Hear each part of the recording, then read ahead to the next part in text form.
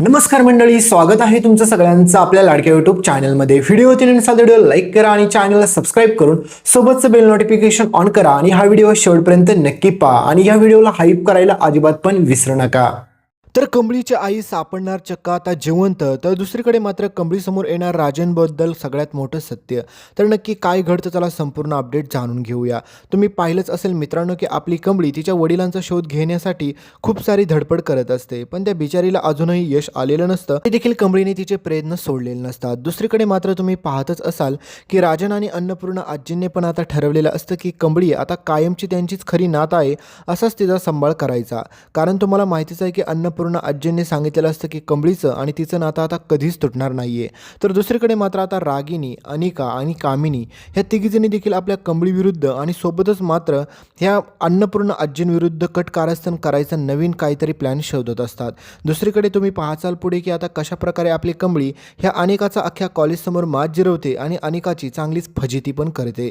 त्यावेळेस मात्र ही अनिका परत एकदा तोंडावरती पडताना पाहायला भेटेल. आणि एकीकडे तुम्ही पाहत असाल की कशा प्रकारे नयनतारा पण आता पूर्णपणे एकदम अस्वस्थ झालेली असते. तिला समजत नसतं की नेमकं आता काय करावं. कारण की आता ऋषीची जाऊन मी माफी मागू का ऋषी मला माफी मागण्यासाठी कॉल करेल, पण ऋषी अजिबात पण नयनताराला कॉल करत नाही. ऋषी उलट राधिकाला कॉल करून विचारतो की आईची तब्येत कशी आहे, आई बरी आहे का नाही. पण त्यावेळेस मात्र राधिकाला पण माहीत असतं की आईच्या मनामध्ये किती सारा गैरसमज निर्माण झालेला आहे. कारण की मित्रांनो तुम्हाला माहीत असेल की नयनताराला कंबळीबाबत एवढा राग, एवढा द्वेष का आहे हे अजूनही समजलेलं नाही आहे. त्याच्यामुळे नयनताराच्या डोक्यामधील हा राग कसा काढता येईल यासाठी ऋषी विचार करत असतो. कारण की तुम्हाला माहितीच आहे की जर आईच्या डोक्यातील रागच नाही गेला तर आई कधीच कंबळीचा स्वीकार करणार नाही, हे पण ऋषीला चांगलंच माहीत असतं. पण ऋषी म्हणतो की एवढा राग आणि द्वेष तरी असावाच का माणसाच्या मनामध्ये. त्याच्यामुळे आता लवकरात लवकर ऋषी म्हणतो की काही जरी झालं तरी आईच्या डोक्यातील हा राग काढल्याशिवाय मी शांत बसणार नाहीये.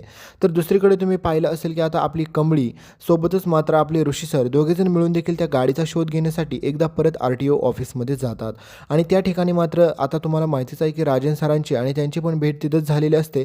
त्याच्यामुळे तो माणूस देखील आता राजन सरांचे हे ओळखीचे आहेत, त्याच्यामुळे फास्टमध्ये काम करून द्यायचं ठरवतो. तर पुढे आपल्या कंबळी आणि ऋषीच्या कामाला अजूनच जास्त चालना भेटणार आहे. आणि बिचाऱ्या कंबळीच्या स्वप्नामध्ये सारखी तिची आई पण येत असते, हे तुम्ही पाहिलंच असेल.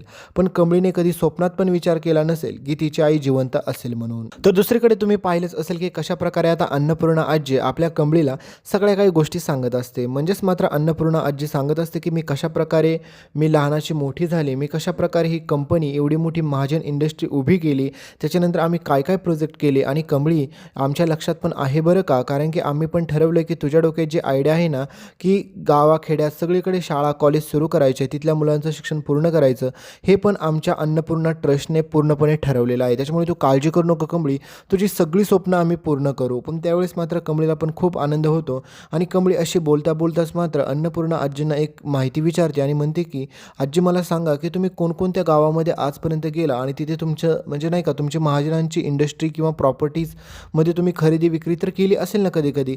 तर त्यावेळेस मात्र आता तुम्हाला माहितीच आहे की अन्नपूर्णा आजी वाळिंजे गावाचं नाव ऐकलं तरी त्यांच्या अंगावरती काटा येतो. कारण की त्या गावात त्यांच्यासोबत खूप भयंकर घटना घडलेली असते. आणि ही सगळी घटना घडवून आणणारी एकच व्यक्ती असते, ती म्हणजे कामिनी. कारण की कामिनीला आजपर्यंत फक्त आणि फक्त तो पैसा, प्रॉपर्टी सगळं लुबाडायचं असतं. त्याच्यासाठी तिने हे सगळे प्रयत्न केलेले असतात. तर पुढे मित्रांनो सगळ्यात मोठा कानी ट्विस्ट असा येतो की अन्नपूर्णा आजी कंबळीला सत्य सांगायला जाते. म्हणजेच अन्नपूर्णा आजींना माहीतच नसतं मुळात की खरंच कंबळी तिची मोठी नात असेल का.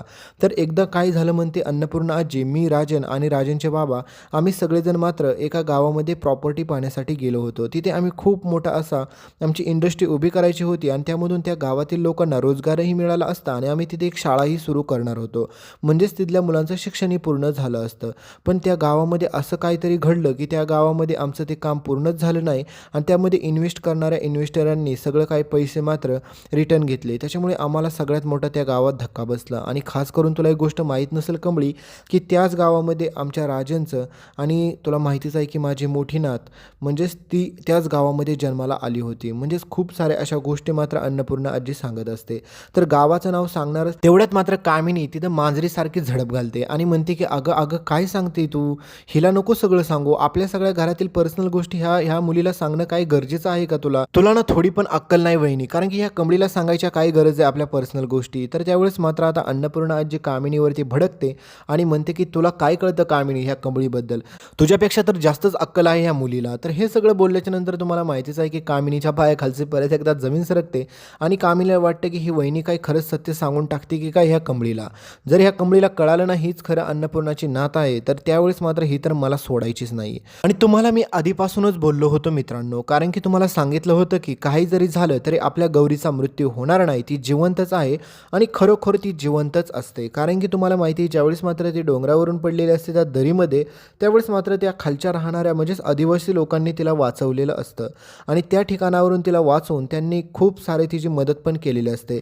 पण बिचाऱ्या आता तुम्हाला माहितीच आहे की आता गौरीला एवढी दुखापत झालेली असते की सांगायलाच नको.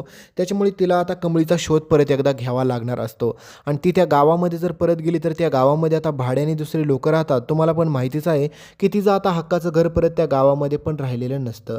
तर आता एकीकडे मात्र कमळीला स्वप्नात पण तिने कधी विचार केला नसेल की तिची आई पण जिवंत असू शकते.